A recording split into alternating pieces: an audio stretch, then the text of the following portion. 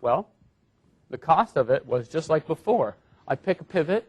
I have to go through all n rows below me.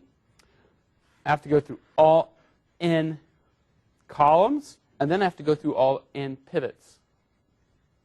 Just like Gaussian elimination, this whole process is order n cubed. Remember, n cubed once. Once you have this matrix, you have it. You're done. Okay. Couple potential problems. Do you see B anywhere here? Isn't AX equal to B? And yet A is just the matrix on the left side. So let me put you in a quandary. What happens if I had a zero pivot? What happens if you do Gaussian elimination and you have a zero pivot? You gotta swap, right?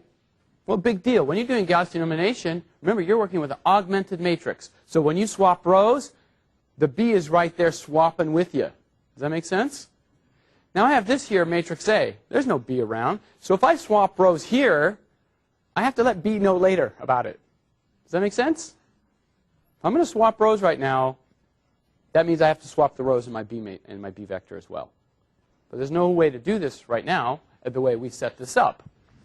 So typically, what you really want to do is set up what's called a permutation matrix.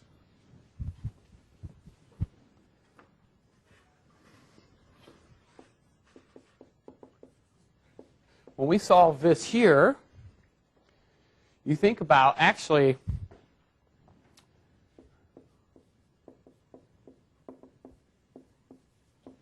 some P matrix. What the P matrix is a permutation matrix. It keeps track of what rows got switched around in this process. In other words, P, if I multiply it by it, it switches, let's say, row 2 and 3, so that it's no longer having a zero pivot.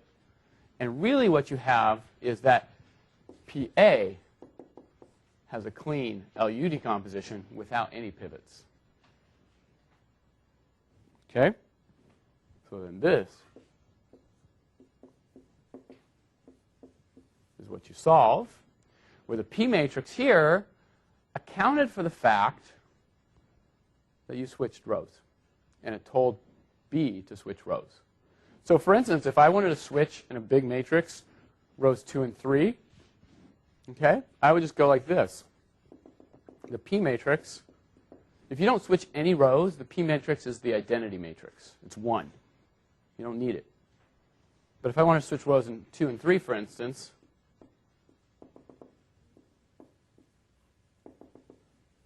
you would just simply switch rows 2 and 3 here.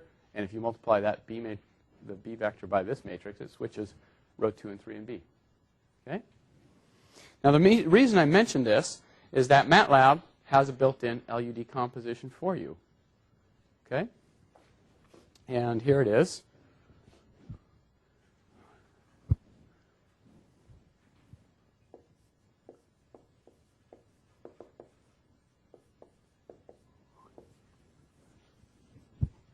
Get you your LU decomposition. You give it the matrix A, order n cubed operations, it brings you back what the L and the U are. Okay? Now it turns out you might need this permutation matrix. And if you do, you can always check it by doing this.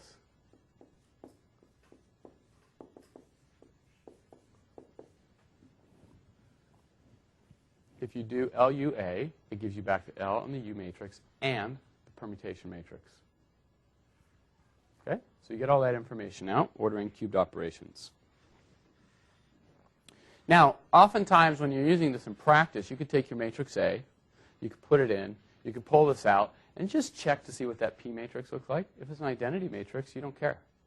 At that point, it's like, okay, it didn't have to switch anything, so I can just go back to this and use those LU without any problems. Okay? But that's it. That's the whole thing right there. And then, if you wanted to solve the problem, now you have the L and U, and you just have to do forward and back substitution. Okay, which brings us to the backslash command, the most important command in all of MATLAB. Okay? Is the backslash command smart, efficient? What is it, right? I mean, you think about it. These guys at MATLAB have worked a long time on this, on the backslash, and you'd think that they're pretty smart guys over there writing code, and what they're going to try to give you is the fastest solve possible. So let's talk about what backslash does.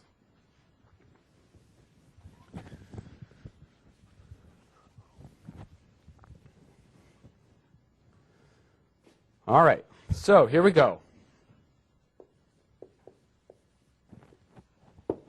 That command, which is going to appear, it's the one that's doing all the heavy lifting for you, by the way, right? It's so innocent looking. It just sits there like, oh, is this thing is kicking it. This for you in your code. This is where all your computations are happening, right there. And just this little command. You have all these other commands going on, blah, blah, blah. This is the one that's taking up your time. Okay? So let's talk about what it does. First thing it does, you say backslash, it goes, oh, you want me to solve this. So it asks the following question. Is A triangular or permutation thereof?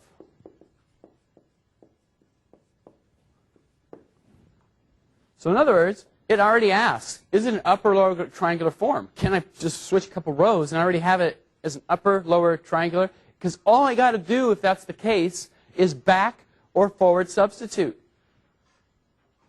Why would you do Gaussian elimination when you have all those zeros already in place? Right? MATLAB's not that stupid. It looks for that and says, hey, if you've already got it in this form with all these zeros there, I don't have to do anything else. And if it does that, order n squared is what it will solve your problem in. Okay? First thing it does, checks that. Hey, by the way, good news. Let's come back over here for a minute.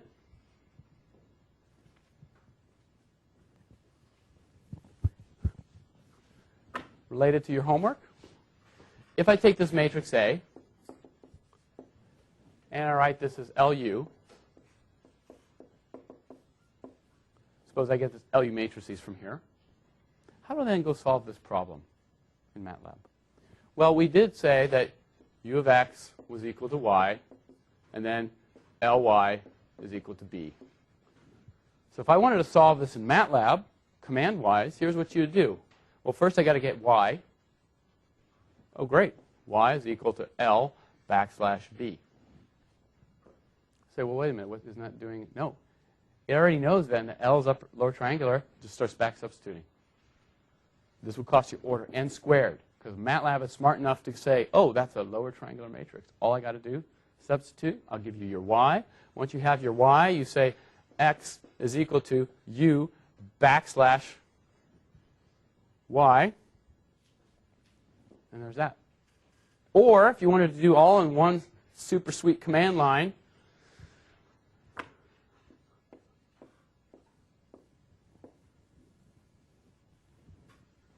there it is. L backslash b gives you the y. U backslash y gives you the x. Order n squared, done. Okay? This is what you do in MATLAB. Be sure you never include this command in a loop. Okay? You do this once outside of your loop. Okay? Otherwise, you keep refactoring it. It's dumb. Okay? These are the kind of things that you got to watch for in your code. So this is nice because the backslash already checks this. So you know when you come over here and you can, in other words, you don't have to write your own forward and backward substitution routines. Just the backslash, if your matrix is lower upper triangular, it's already, that's all it's going to do is the forward and backward substitution. Probably faster than you can write it.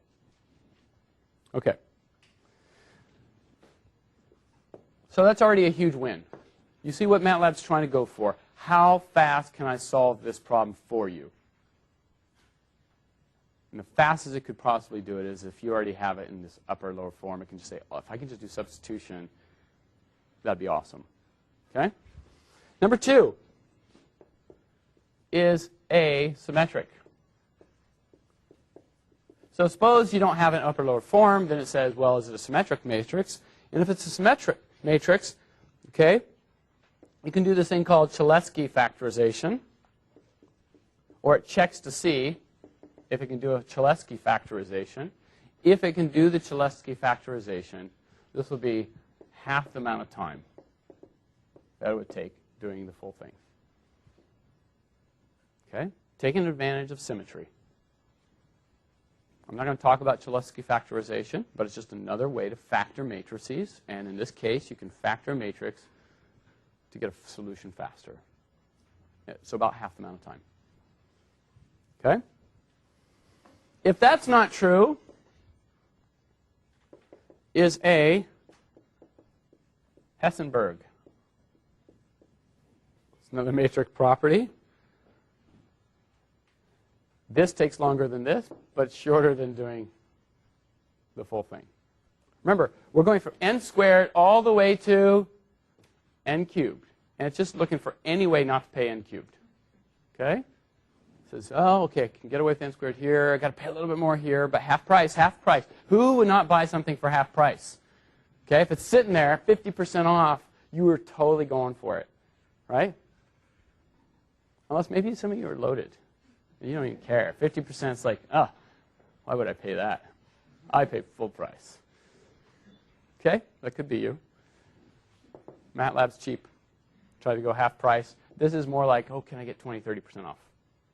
Still pretty good. All right. 4, if they all fail.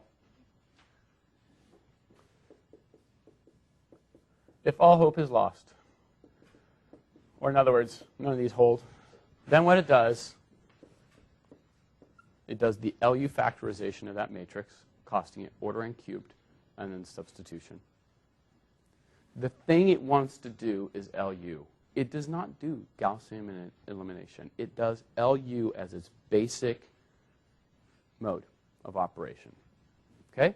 And this will cost you order n cubed. There's some other things that it does. If A is not square, it does a householder routine to solve the system. If it's not square or sparse, it does a QR factorization. So these are other things when you don't have, let's say, n equations and unknowns, but you might have an underdetermined system, for instance, and it gives you the best fit solution. And we won't talk about that for right now, but here's what we have. Yeah. Special, or is it just? No, that's only if it's it only does the sparse matrix if it's not square. It takes advantage of sparsity if it's not square in the QR factorization. But this is regardless if it's sparse or not. Although, you know, you can think about this here. I'm sure it must take advantage if there's a lot of zeros in this thing. It will do it quite a bit faster. Okay, so there you go. The backslash command is not as simple as it looks, and it takes advantage of things for you. Okay? So far, here's what we got then. 2 routines. First one, Gaussian elimination, as it were, will cost you order n cubed. Second one, LU. Order n squared, order n cubed once. Okay? So you get the factorization out, just get it. From then on, you should be solving everything using the LU commands like we have over there on the board. Okay? Now, I believe, yeah, so these are just 2 methods. Let me tell you what we're going to talk about. Oh, by the way, yeah, forgot. There's no class Wednesday. I'm out of town Wednesday, so don't come to class Wednesday morning. Sleep in. You know, take the day off. Probably I'll do a makeup lecture at some point, but so since I won't be here Wednesday, Friday's lecture, we're going to talk about our iterative techniques for solving AX equal to B. So we'll start talking about iterative methods. So I'll give you 2 methods there, Jacobi, Gauss-Seidel. I may even do conjugate gradient on Monday, and then we're going to do FFT. So we're going to have like 5 or 6 different ways to solve AX equal to B. Now, why do people come up with 5, 6 different ways? Because all everybody's after is speed. The way that we really are going to use it in your code and for your homework is the one that we're going to develop best is going to be an n log n technique based upon the fast Fourier transform. And it's hard to beat n log n. It's really hard to beat n log n. Take n as 10,000. What's the log of 10,000? What? 10. 4, right? Yes, 4. So this almost grows, 4 times n. So you see this gets huge, but this number does not, right? It grows very slowly. So as your problem just expands outwards, what is the absolute theoretical best you can do is n, and you're just saying, well, for 10,000 by 10,000, I'm just doing 4 times the best I could possibly do, right? That's amazing. Maybe you're not amazed by that. Maybe it's too early in the morning to be amazed. That is unbelievable in a way. Okay, so n log n is what we're going to be using, and you will see a difference in your code. When you run your code, and you're going to run your code using all these techniques, you'll go like return, and you will feel it. You will feel what n squared feels like. You will feel what n cubed feels like, and you will feel n log n, and n log n will feel good to you.